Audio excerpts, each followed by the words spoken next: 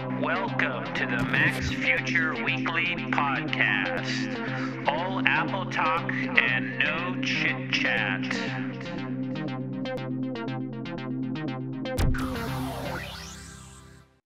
Okay, welcome to episode 101 of the Apple Podcast, December 9th, 2011. This is Lex at maxstar.com, maxfuture.com. And actually, this has been a really busy week in Apple stuff. Today's a huge day. And it's, among other things, the launch of the Apple Store at Grand Central Station. And I went there and I'll talk about it. So thanks for listening. And remember, you can support this by giving it any sort of positive review on YouTube, Blip TV, iTunes Store, or anywhere else this is distributed. Thanks for listening. Okay, so one of the big stories today was that Apple finally opened the gigantic Apple Store in Grand Central Station. And Apple opened it at 10 o'clock this morning. Now, Grand Central Station is a famous landmark train station that is still used by thousands and hundreds of thousands of commuters every day in the middle of Manhattan to mainly go north to Westchester. And it's one of the few train stations from decades ago that was preserved in its sort of beauty. It wasn't destroyed. Jackie Onassis led a great effort to save it from destruction, I guess in the 60s. And it's a gorgeous facility. And Apple has an Apple Store there located. I didn't go at 10 a.m., but I did take a tour at the end of the day around 6 o'clock. And the Apple Store is really unlike any Apple Store because it's sort of built on the second floor balcony that overlooks the gigantic hallway. So from all of the Apple Store, well, most of the Apple Store, you can see this beautiful backdrop of the gigantic hall that is the main hall of Grand Central Station that commuters rush through. And there are other nooks and crannies. Basically, you walk up some stairs from the middle of the main hallway that are on the east side of the platform. By the way, Grand Central Station is at 42nd Street and Lexington Avenue. And if you've never been there, you should now definitely check it out. So anyways, the Apple Store, you go up the stairs, and it's the whole east balcony, but then you go through some doorway on the north side, and it also is part of the north side of the balcony. And if you go through some doorways on the south side, it has some rooms on the south side of Grand Central Station. Not the balcony, but some sort of interior gigantic rooms. So look, I took a little bit of a tour, and I'll, if you're looking at the video version of this, I have a beautiful shot of the Apple displays with the backdrop of the gigantic Grand Central hallway. It's really stunning. So let me describe what I saw, and if you're looking at the video version of this, what I'm describing is going to correspond to some pictures that correspond to what I'm saying. So what we have here is a video, well, a picture of like the hallway. You can see the desks and beautiful chandeliers. The Genius Bar is basically against this beautiful marble backstop, and there was a picture of that. And then here's some more pictures of the chandeliers. Here's an incredible shot of all of the hallway of Grand Central that you can see from the Apple Store. There's also incredible vistas across Apple Store to other balconies, and so you can see just incredible views of the other balconies, which are stunning. It's hard to find where you buy the stuff. It's hard to find the cash registers. There are these nooks where they're displaying other things, and then the accessories are in a major nook. So it's a really interesting place. Now, overall, it was way too crowded for me to really enjoy the space, and also I was videotaping it or recording it by video and photo, so it was in a crowded environment, so I couldn't really appreciate it. It is kind of stunning. Tomorrow I have actually a Genius appointment at 4 o'clock. At noon, because I'm going to try to repair my old iPhone 4. The button on my old iPhone 4 doesn't work well. You have to click it twice to get anything to work, and Apple said to go to a Genius Bar, so I thought, why not the brand new Grand Central Apple Store? Now, one little unpleasant experience I had in the store was, at one point I stumbled into a nook, and it turns out the nook where like there were Apple employees and like tables around, was where where you're supposed to buy the stuff. But you couldn't tell that it was a place for like sales because there's no cash registers. There was no sign that said buy here. There were just some Apple employees standing around like these little tables in a nook, and there were other people sort of standing around, but that was the case sort of everywhere. And I sort of wandered in there videotaping, and some Apple employee who was assembling something on the ground like looked to me, and he like yelled at me and said, "You're not, this is the sales area and you're not supposed to come in here." And like, first of all, it's an Apple store. You can barely tell now where the sales place is, buddy. And he was very rude. It was very un-Apple-like. And you would think that, Apple's famous for just incredibly good service. People are just incredibly deferential. So I was kind of stunned, that guy treated me like that. I mean, I said, sorry, I didn't realize that this was a sales area. It didn't have any sign, or there was nothing to really indicate that. Now, my only concern is, Apple's just ramping up these stores and expanding and expanding. And the guy who was head of the whole store empire at Apple, Ron Johnson, I think, has left. And I'm just worried that the quality may diminish, because obviously Apple has done a lot to train retail people to behave well. And I always hold up Apple as the model of great retail experiences for customers. I mean, at so many stores, you're treated poorly. I go to the Costco store in Manhattan and the Home Depot store. When you leave, they're doing the opposite of what Apple does. They check your receipt at the door and count what's in your bag or count what's in your cart. And this is after you've gone through cash register areas. Apple is doing the opposite here. Apple is basically now going to let you scan your own stuff and buy your own accessories using your iPhone and just walk out with no paper receipt, with just email. So my only concern is, again, as Apple expands rapidly, can it maintain its high standards? But overall, I mean, this is huge, having this Apple Store at Grand Central Station. It'll really take some of the pressure off the massive Fifth Avenue store that's just, what is it? It's something like 15, 16 blocks up Fifth Avenue, or uptown from this store. So it's it's going to do brisk business. Okay, so I'm going to come back with more about the Apple Store, because what I might do at the end of the podcast, I may tack on, for the people who are watching the video version of the podcast, maybe just for them, I'm going to have some of the video that I shot and narrated as walking out. Or I may just put it as a YouTube video independently on the Max Future YouTube site.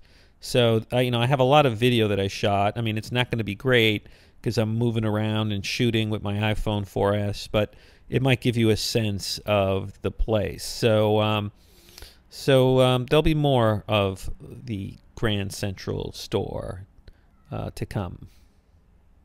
Okay, so other news this week. Apple launched some products on the Mac App Store that weren't there before. In particular, Apple launched Logic Pro 9 in the Mac App Store for the first time. Now, we all know that Apple's been migrating apps to the Mac App Store. And now, in the summer, remember the professional app, Final Cut Pro X or 10 was released in the Mac App Store. And it looks like that's part of a trend now. And also, remember, Aperture was released in the Mac App Store earlier this year.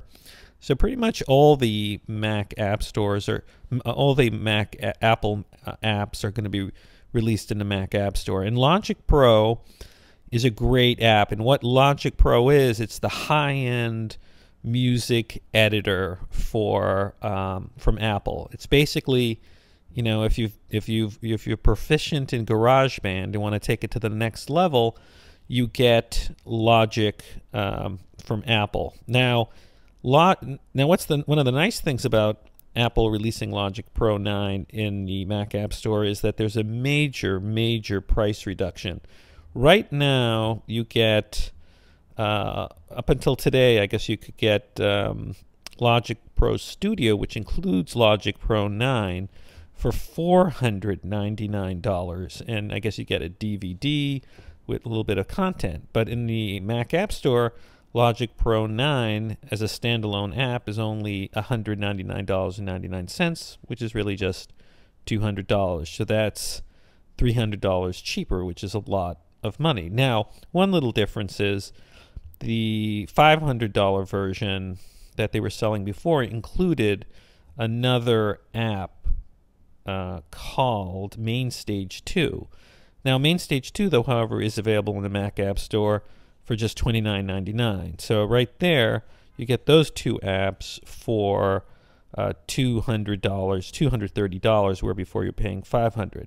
Now, that bundle before, though, however, included the Soundtrack Pro app, and that's a tool that also worked with the old days of Final Cut Pro.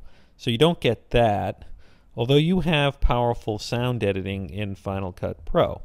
So this is huge. One of the other advantages of being in a Mac App Store, in addition to lower price, is that you get multiple licenses. As long as you log into another computer, as long as you log into the Mac App Store using the same account on another computer, you can download the app and use it on, I think you can use it in at least 5 computers. It may be more.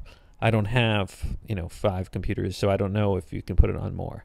But, this is a great trend, and we'll see what happens.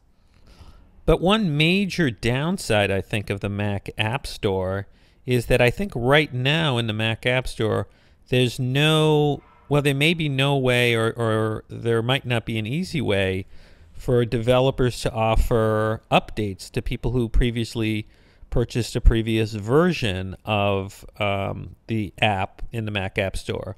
Developers can easily offer a free upgrade, but what happens when there's a major upgrade which would require or should provide the developer with additional, money?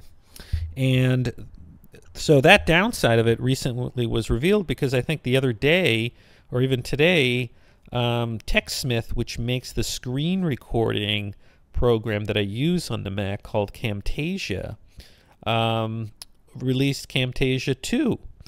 Now, I purchased Camtasia 1.2 for $99.99, I don't know, like 4 months ago. And TechSmith Corporation released Camtasia 2 in the Mac App Store, and it's selling it for $99.99. And it's got major new features, and I'll go into what features are there. But here's the crazy thing. Like, if you bought your prior version of Camtasia 1.2 not through the Mac App Store, but through TechSmith's website or some other non-Mac App Store site, I think TechSmith is offering you a 50% or so discount. But again, you can't use that discount in the Mac App Store. You have to use it outside the Mac App Store. And I don't know. I think this is really kind of annoying. I don't know how this can be solved. I've tweeted, that this should be fixed, but it's really problematic because it looks like developers are being told by Apple, you can offer free upgrade to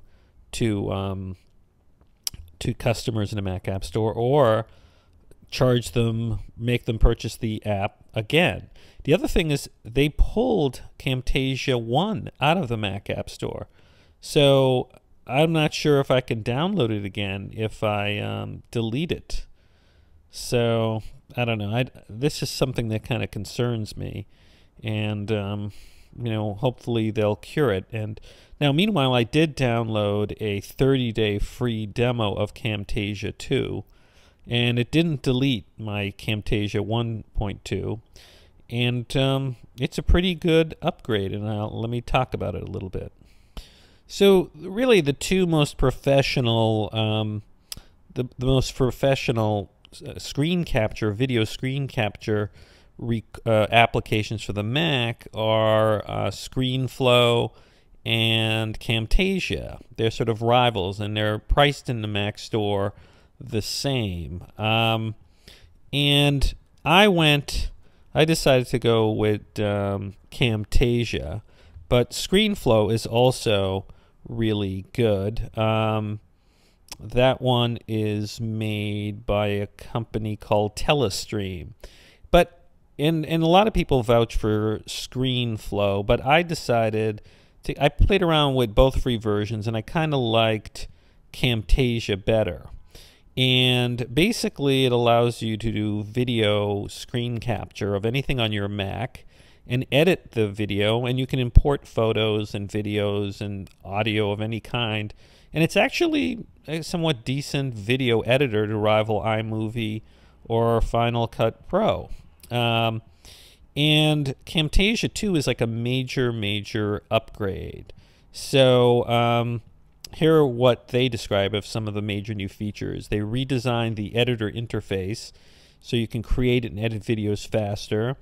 There's a cursor special effects area where you can emphasize your movements. There's a blur function so you can blur the video to hide sensitive information with ease. You can have device framing showing off apps. I'm not sure how that is done. And then you can you have a recorder, has a simple screen recorder that captures anything. And you can also have synchronize audio with on-screen caption text. So it's much more powerful. So, and actually the video version of this podcast, I am recording in Camtasia 2, and it is very different. Just before, when you were looking at the content box that was in the top left, you would just see the content, but then if you wanted to see the transitions or the special effects, you would have to click another tab. But now it's designed, if I'm screen recording the content that I'm screen recording to, if you look at the video version of this, you can see you've got the content, and then you've got these sort of like tabs or different function indicators at the top. So right now I'm on media in this little box, and then I can see all my media, my audio and video files, and a box that I can scroll through. And but then if I click annotations, I've got very easy annotation tools, and very easy. Then I click transitions, and then the transition tools pop up. So it's been redesigned, definitely. The cursor special effects are particularly interesting, having magnify and highlighting and spotlight. Basically, there's an arms race between ScreenFlow. The other thing I noticed is now you have great little tabs on the right when you want to go into the nitty-gritty of not just the content in your timeline, but also the different effects or animations or transitions. This is just a few of the things in Camtasia 2. And, I think it's a major upgrade, and I have a 30-day trial, and I really hope that I can find some way to get a discount from Camtasia or TechSmith, because, look, I just paid $99 for the Camtasia 1.2 like 5 months ago. Just seems a little unfair to have to pay the full price when other people are paying half price who didn't buy it through the Mac App Store. Okay, so there have been some major redesigns to some very notable iOS apps. In particular, Flipboard, which has been a tremendous app on the iPad and really, one of the best designed apps, has now released a version for the iPhone. And if you're not familiar with Flipboard, it basically takes content from other magazines or newspapers or RSS feeds and turns it on your iPad into sort of a magazine-like format where you can flip through pages and boxes and see various content. And it also works, let's say, with your Twitter account or your Facebook account, and treats like the links and comments and feeds from Twitter as almost like magazine pages. So it's a great way to consume content. And they've now released an app that works on the iPhone, and it's interesting. The major difference between the two, other than screen size, is this. It seems to be like on the iPad, you flip through the pages by swiping like what you would with a book from right to left, like you're swiping the page to turn the page. On the iPhone, you're holding the iPhone vertical, and I don't think Flipboard works horizontally in landscape mode on the iPhone. I mean, I wasn't able to get that to work like that. So instead, you flip with your thumb, like from the bottom up to flip the pages. So on the iPhone, Flipboard is like one of those little notebooks that you have, with the spirals at the top. While on the iPad, it's more like those notebooks that are wider in landscape mode with the spirals on the left. So it's a cool little app. It's free, and a lot of publishers now seem to be releasing some content voluntarily. These are publishers that have paid content, like Vanity Fair, I noticed, releases some content on Flipboard because then they want you to get you interested in Vanity Fair, and so then maybe you'll subscribe to Vanity Fair. So Flipboard gets like free content and scrapes content, but also it seems to be doing deals with publishers who want to get like a wider audience and give away some free content to get people hooked into buying their apps. So it's cool. I would definitely check it out. It says here, yep, flip through pages as you would through a printed magazine. I'm looking at the description. It says you can sign into your Flipboard from either an iPhone or iPad and get instant access. So anyways, this is like a major app. It's done incredibly well on the iPad. You should probably check it out if you've got an iPhone. Okay, so another service and app that got a major redesign this week is Twitter.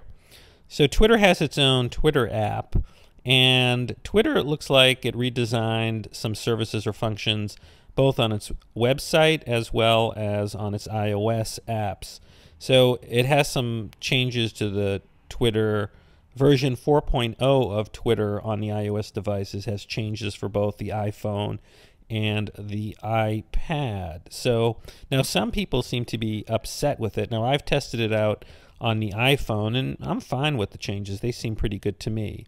So here's what's new. It says the latest version of Twitter offers faster, simpler ways to stay, close to everything. Well, it doesn't really, they don't do a really good job describing the differences. I mean, to me, the main differences on the iPhone are that, if you want to look at your different accounts, you got to go to your self section, scroll to the bottom, and then click switch account. So at first it might be hard to find where you go to switch to another account, but after a while you get the hang of it. Let's see, other changes.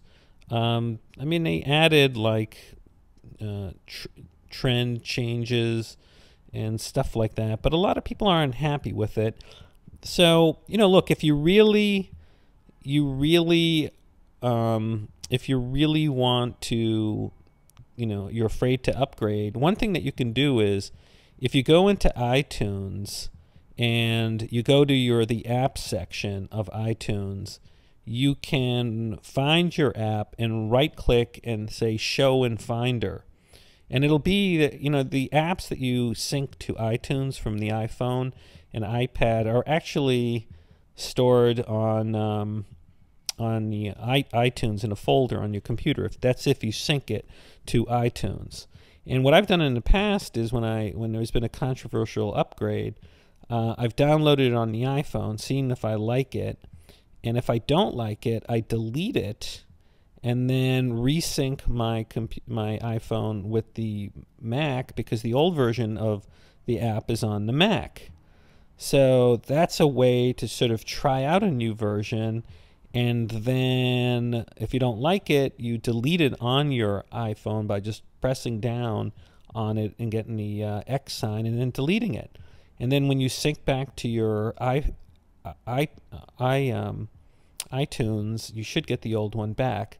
That is, unless you turned on automatic syncing and downloading of apps on iTunes as well as the iOS device.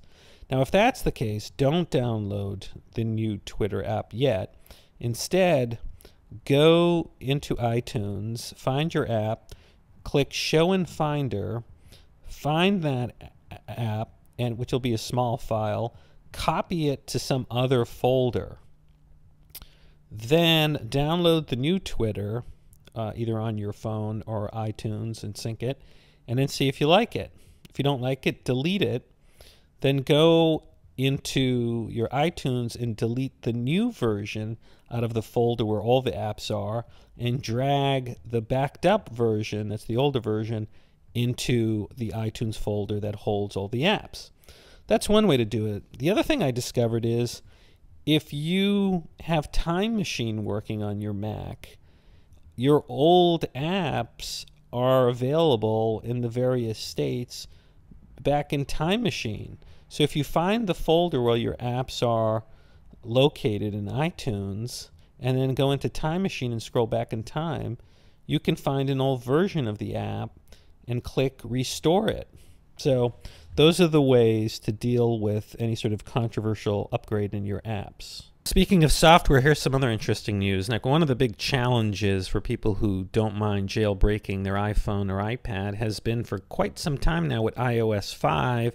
People haven't been able to figure out how to jailbreak the iPhone 4S or the iPad 2. And word comes recently, I guess today, Friday, December 9th, on iPodNN.com, that a famous jailbreaking team called the Chronic Dev Team cracks untethered jailbreak for iOS 5. Now, what does that mean? Untethered means that you can jailbreak your iPhone or iPad or iPod Touch so that you can install non-Apple App Store apps on it, and that you could do it once, and then if your iOS device goes off, you don't have to re-jailbreak it. And there is such a thing as tethered jailbreak, and that means like you can jailbreak it, so you put non-Apple approved apps on the iOS device. But again, if you shut down your iPhone or iPad or iPod Touch, you lose the jailbreak. So untethered means you do it once, and even if you shut it off, you don't have to, jailbreak it again. It's jailbroken. And why would you want to jailbreak your iPhone or iPad Touch, iPod Touch? And, look, with a lot of the updates that Apple's made in the iOS to now to iOS 5, your reasons for jailbreaking may be gone, because some people jailbroke before to get better notifications or other things that Apple has now adopted and put in the iOS. One of the reasons that I want to, there's actually only a couple of reasons I want to jailbreak. One, there is no good screen recording app on the iPhone or iPad. In other words, Apple doesn't let an app screen record. You can do your own screenshot capture, which is just a picture of what's on your iOS device just by pressing the power button and the home button, and it'll snap a picture, but you can't do video recording. And there's been a great jailbreak app that I've used in the past called Display Recorder, and I love that. It allows you to screen record whatever's on your iPhone or iPad and then save it to the photo app. So that's one reason I like it. And plus, also, you can jailbreak it so that it can do a Wi-Fi hotspot, of your iPhone or iPad if you have cell data connection. So anyways, it says here in this story that the Chronic Dev Team has managed to achieve an untethered jailbreak for devices running iOS 5, according to a team member, and there's a video produced by the hacker, which shows an iPhone running Cydia, a major distribution service. And it says that the public version of the jailbreak is not expected for some time, however. And the person who revealed it on Twitter said, "Tons of questions from my nice followers, too early to answer. We'll work on iOS 5.01. We'll try iPad 2 and 4S after others are ready." So if you're like me and have an iPhone 4S and iPad 2, you're going to have to wait longer, because it sounds like those devices are harder to jailbreak. So I'm just wondering if it's just going to get harder and harder to jailbreak as Apple just keeps, fixing what the jailbreakers are doing to exploit and get into the iOS devices. I kind of like the jailbreaking. I like having a little bit of an option. I kind of agree with Apple that we shouldn't allow anybody to mess around with the guts of an iOS device. But look, if you're smart enough to figure out how to jailbreak, then you're sophisticated enough to know you could be screwing up your iPhone. So I like this balance of having a closed, controlled system from Apple, because I think a lot of people, couldn't handle like crazy apps coming in and mucking it up. But on the other hand, if you're really a hacker or like playing around with technology and don't mind experimenting, I think there's nothing wrong with jailbreaking. And I think the Library of Congress has said it's perfectly legal to jailbreak. So there's nothing illegal about jailbreaking. Okay, so it looks like Apple's going to be selling a lot of iPhone 4Ss in China, because there's a report on cultofmac.com today by someone named Ed Sutherland that says that China Unicom is going to be selling iPhone 4S by Christmas.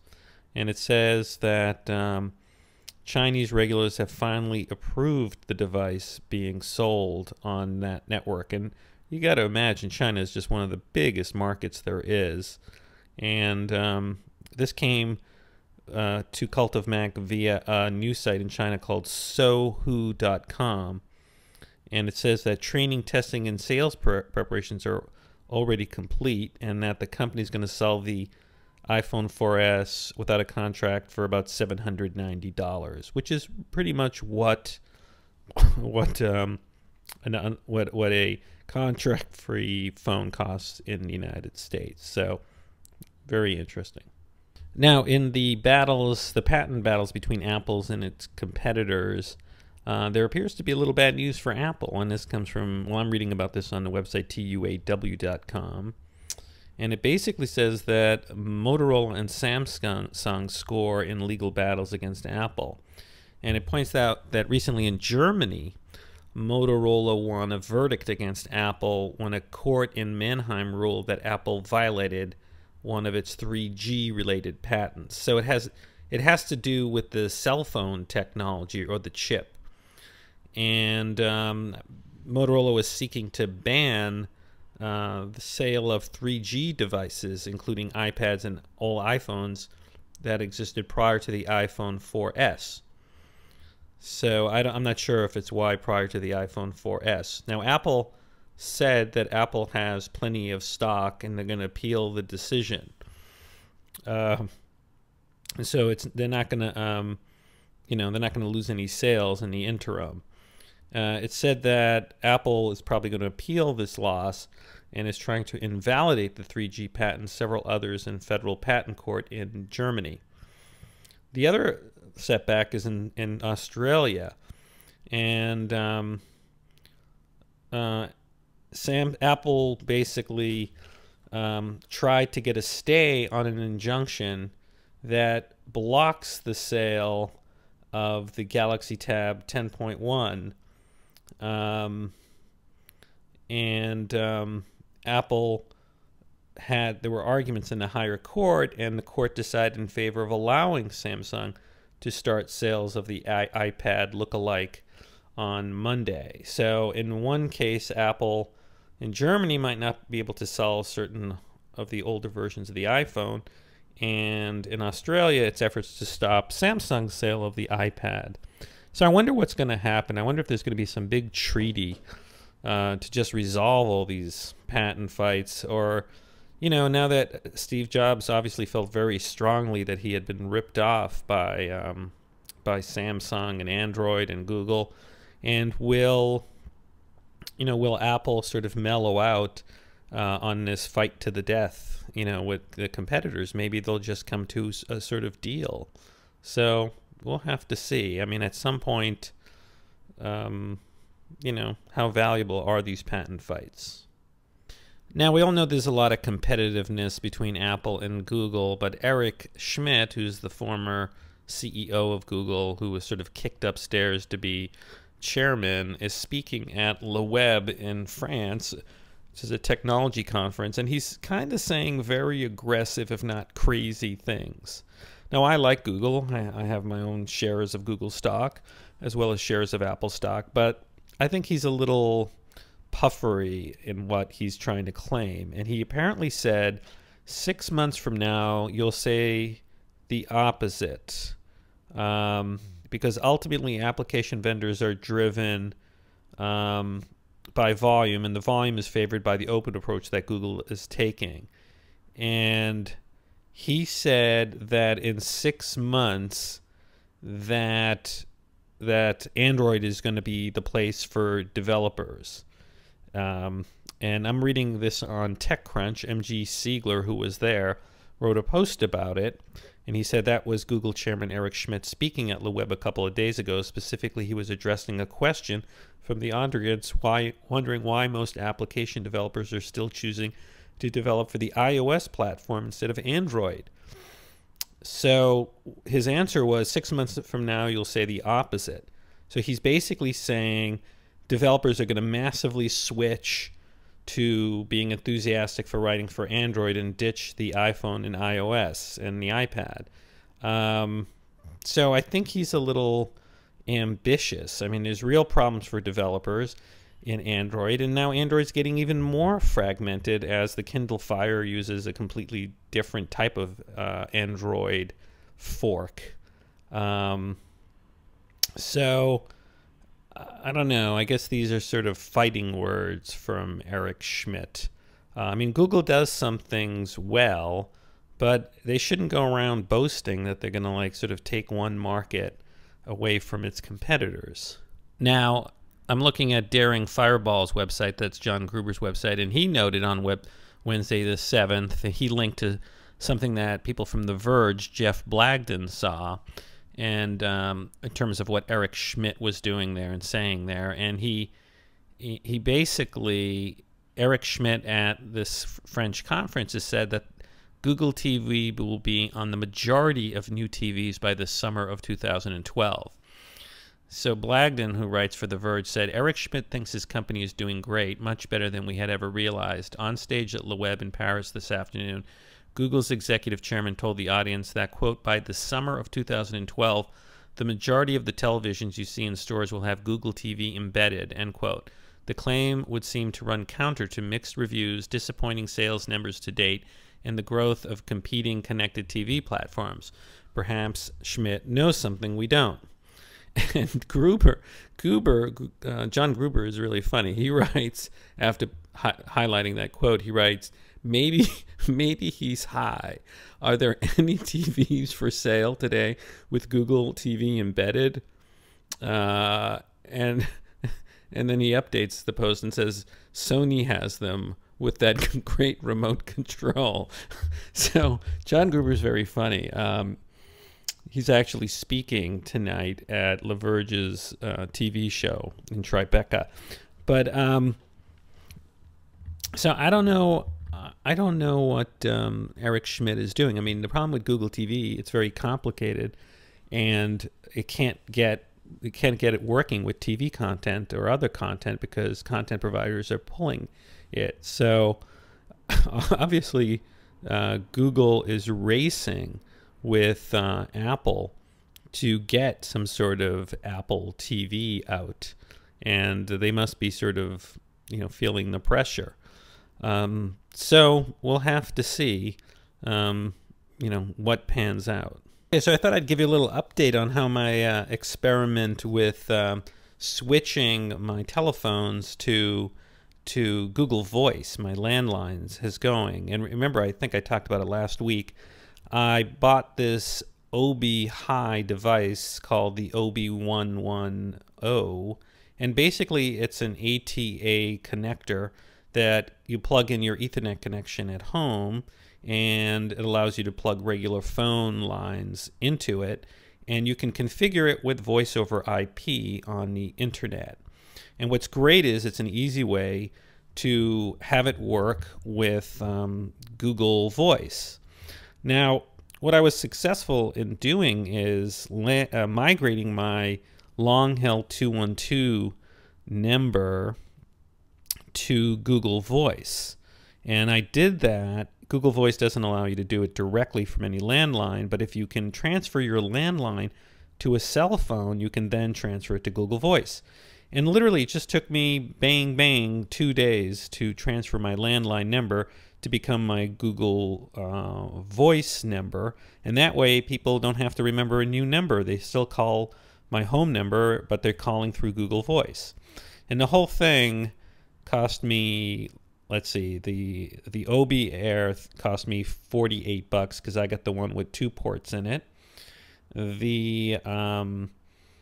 I basically bought a $10 SIM card, pay as you go from T-Mobile, which the key is you got to get a cell phone service that is not a locked contract, because when you transfer from the cell phone to Google Voice, it'll terminate the contract. So if you have a long-term contract, you're going to get hit with fees from the cell phone company.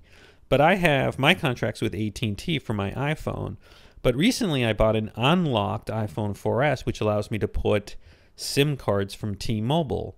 So I went to T-Mobile and bought a pay-as-you-go $10 SIM card. Now, the first store I went to insisted that I had to buy the $10 SIM card, which has like $3 worth of credit on it, together with another $10 worth of credit. And I didn't do that. I just went to another store, and another store let me just buy the $10 SIM card with $3 credit. And then as soon as I did that, I had a T-Mobile phone number. I called T-Mobile and said, I want to port my landline to that account. And I gave them all the information, and they did it. You're going to need to have the PIN number, if you have a PIN number, for your landline phone, and my landline phone was a Verizon phone. Now, I had been paying the minimum amount for my Verizon landline because we didn't really use it for any long distance calls, and we were just paying like, I don't know, $36 a month.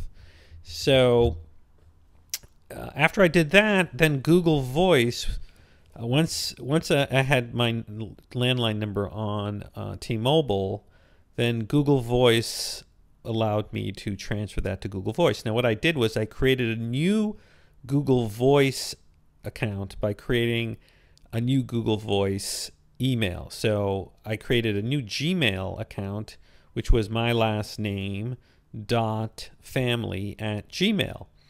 And then once I was able to start the port of my old phone number that was now on T-Mobile to Google said, you can bring it over. We recognize it's on a cell phone, but you gotta do it for $20. So it's going to cost you $20. Now, meanwhile, I guess because, I don't know, I had used the T-Mobile card a little bit, I was a little nervous that it was very low on credit, and I didn't really have to do this, but right before the port, I bought another $10 worth of T-Mobile credit just in case. I didn't know what would happen if my T-Mobile account ran out of money or had no more minutes left. But I didn't really have to do that. I sort of wasted $10, but I viewed it as an insurance. So basically the porting process of the number costs you like $40 really, or $30. But if you don't have an unlocked iPhone, then what you do is you go to T-Mobile and you buy the cheapest pay-as-you-go phone and use that. And you can, if you look around, you might be able to get a deal. You could do the same thing with AT&T. Buy the cheapest AT&T pay-as-you-go phone. That means no contract. And then use that to port over to Google Voice. And then so basically Google Voice took just like less than 24 hours to port the number. and it's there now. And here's the beauty of the Google Voice stuff, because one of the coolest features is you can create customized voicemails for friends and family's phone numbers. So the voicemail for mom starts off like, "Hello, Mom. We're not home right now. We miss you. Please leave a message at the beep." But so it's only going to play when the account recognizes mom's phone number calling. Similarly, I have a friend who likes the Spanish language. So I'm like, hey, I'm just going to make up a name. Hey, hey, Annabelle, hola, how are you? And imagine how freaked out people are going to be when they call and they realize the answering machine, the answer is tailored to them. Now, the reason I mention all of this in an Apple show is because there is an Apple component, which is OBI has apps that work with your router. And I mentioned before, it doesn't seem to work on my iPhone 4S. There's something weird about the iPhone 4S that the app can't, run. But on my iPad and an iPhone 4, it does work. So it could be something about the new hardware in the iPhone 4S. So on the iPad and the iPhone, basically, you can configure your OBI so that you receive Google Voice calls on your app on your iPad, and you can also, or on your iPhone 4, and you can also connect to your OBI through a cell phone data connection and make a call through your Google Voice on your OBI at home through your app on your iPhone. So you could make long distance calls using Google Voice, not by having Google Voice call you, but you truly using voice over IP through your cell phone data connection to your OBI, and then connecting to any local or long distance call. So it's a very cool product, and I'm really enjoying playing around with it. Now, there's a story out on Forbes.com which really points out how Eric Schmidt's puffing is truly puffing at Google regarding Android superiority. The article on December 9th today is entitled, "Google's Android Market Celebrates 10 Billion Downloads, but Still Lags Apple Where It Counts."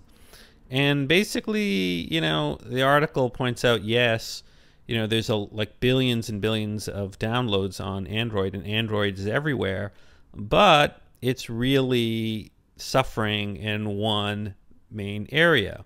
It says what really counts is not how many apps are downloaded, but how much revenue is generated.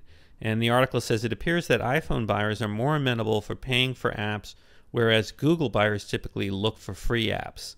And it goes on to say, capitalism indicates that developers will continue to focus first on Apple and then on Google. It makes sense for the developers to go first where the money is.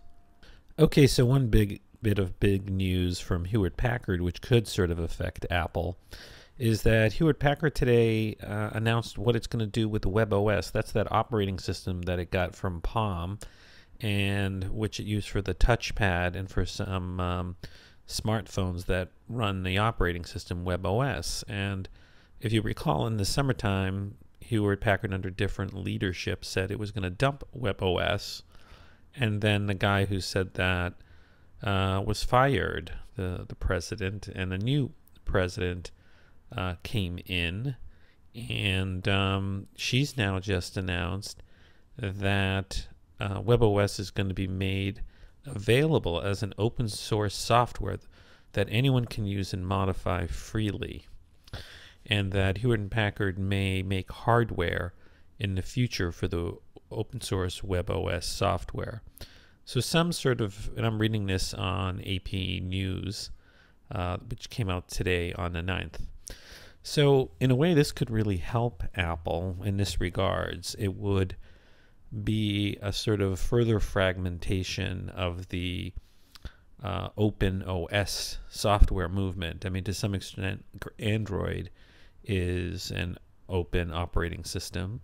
On the other hand, that's getting fragmented. And then if you have this competing free OS, webOS, maybe some handset manufacturers will adopt that because it's free, just to get some operating system.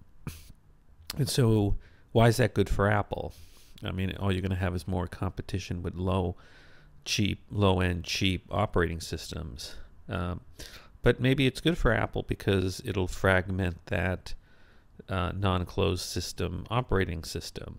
And so now we're going to have, I do think some people are going to there's going to be a lot of cheap devices that run webOS. So webOS is going to compete with Android, I suspect.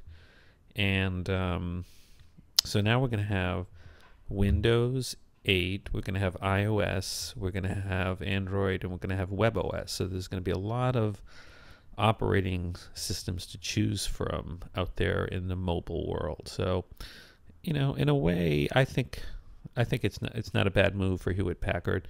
They weren't going to be able to really sell webOS as a unit to make any sort of money, and they don't look, in a way, I think they look better in the tech community, the people who like webOS, and making it open source. You never know, somebody might come up with a clever use for it. So I know some people are saying it's kind of sad and pathetic of Hewlett-Packard to do this, but you know what? I think it's better than killing webOS altogether. Giving it away as open source software, I think, makes sense. Okay, thanks for listening to episode 101 of the Apple Podcast, the Grand Central episode.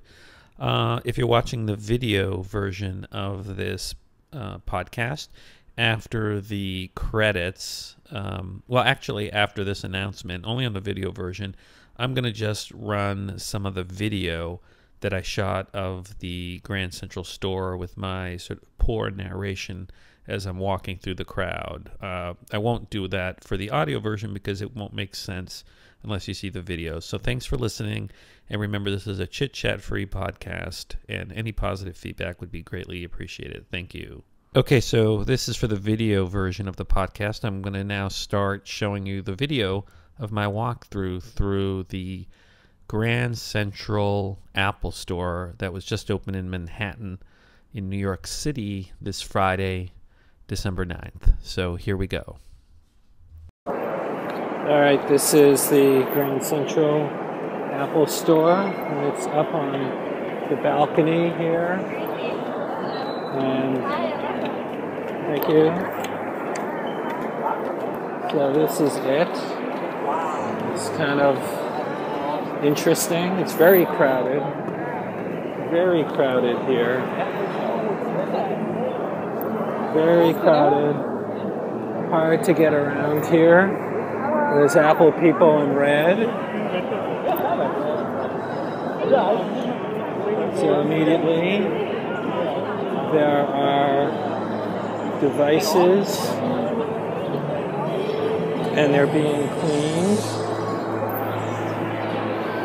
The MacBook Airs.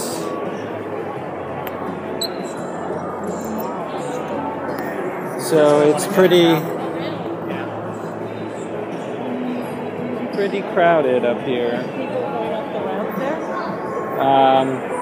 Now it seems to extend all the way around the corner. I don't know how you get over here. And there's like a connection here to the exit doors. And there's more stuff over here. More tables over here. It's sort of like a maze of Apple stores. It's kind of interesting. And then there's one Genius Bar way over here. And more Apple stuff. So there's a Genius Bar over here. So it sort of wraps around like in an L. So if you go over here, you can see that's the main Apple store. It's pretty cool. I think they're going to do a lot of business here. And up here they've got MacBook Pros. There's a guy who's like cleaning. And let's go. It goes all the way down here. Let's see. I guess it stops at some other restaurant. So there's a very long Genius bar. I don't know if you can see it. It extends. This is, I guess, the north side of the balcony. So this is like in the balcony area. And this part's less crowded because I think people don't realize that there's an Apple store after you go through this like exit door. So it's kind of cool. Let's walk over here. And interestingly, yeah, you can't enter over here. This actually connects to some sort of restaurant over here. And you can look over into the MetLife escalator over there. So this is the north side part of the hallway. Very interesting.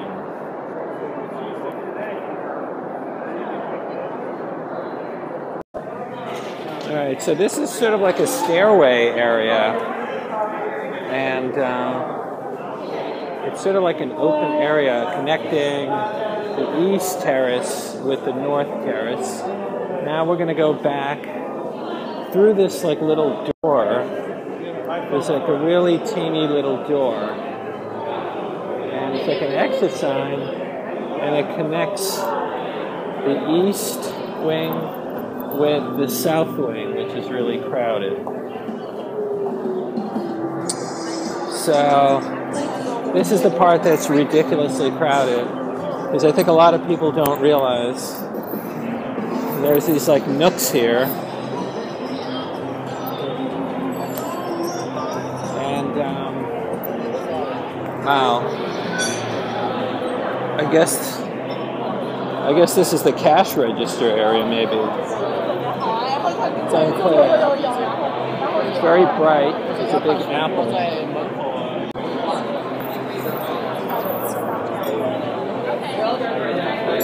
It's unclear. Sorry. I couldn't figure out it was a cash register. All right. Phones.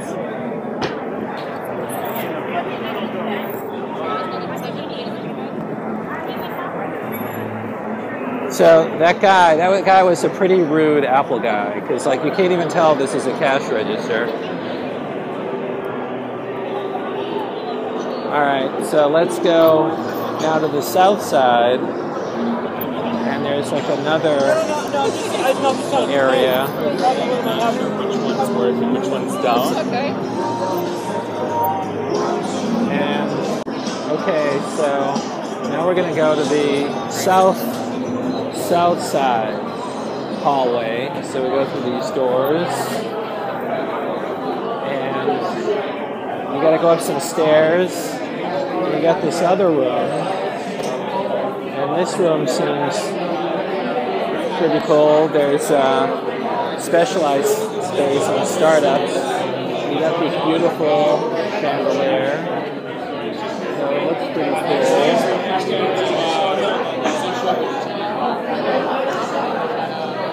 Okay, so we're going up these stairs. There's more stuff. And here there's a room with sort of boxed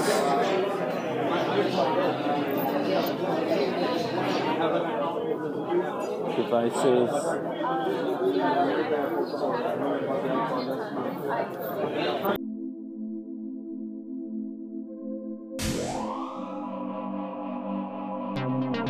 This has been a Max Future production.